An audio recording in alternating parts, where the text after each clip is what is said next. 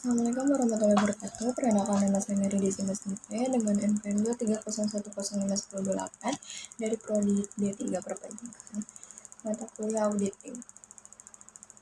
Di sini saya akan mempresentasikan rencana audit dan program audit.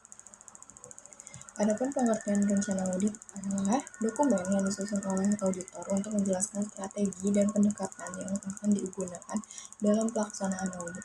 Rencana ini juga mencakup pengaturan kegiatan audit seperti waktu, lokasi, cakupan, dan tujuan audit.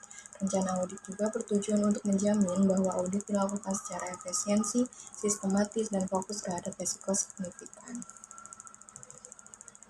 Adapun tujuan rencana audit yaitu memberikan arah strategis pelaksanaan audit, menentukan area risiko tinggi yang perlu diawasi, mengalokasikan sumber daya secara efisien, dan memastikan audit secara sesuai dengan standar dan regulasi, lalu menghindari pengulangan dan kegiatan yang tidak perlu. Adapun komponen rencana audit yang pertama ada tujuan audit, cakupan audit, pendekatan audit, tim dan jadwal audit, penilaian risiko dan materialitas, menentukan regulasi yang berlaku, dan mempertimbangkan teknologi dan bantuan ahli. Lalu ada dokumentasi awal dan hasil audit sebelumnya.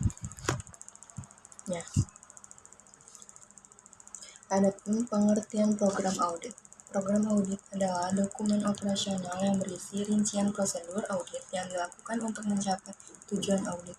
Jadi program ini dikembangkan berdasarkan rencana audit dan membantu auditor dalam mengatur dan melaksanakan pekerjaan audit secara sistematis.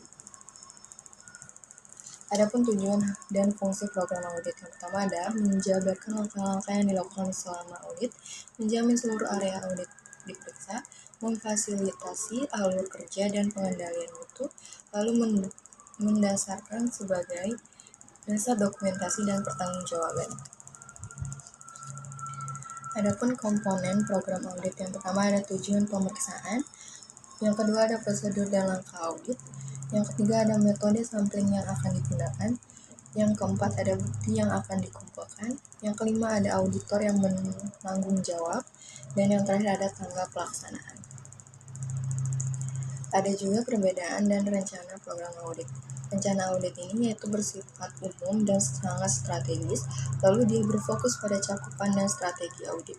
Yang kedua ada program audit, yaitu bersifat secara rinci dan operasional, dia fokus pada prosedur dan pelaksanaan audit. Jadi kesimpulannya, rencana audit dan program audit adalah dua komponen yang penting dalam pelaksanaan audit yang efektif. Lalu rencana audit ini juga memberikan arah strategis, sementara program audit menjelaskan prosedur secara rinci yang akan dilakukan. Keduanya membantu auditor memastikan bahwa proses audit ini berjalan sesuai standar dan menghasilkan temuan yang dapat dipertanggungjawabkan.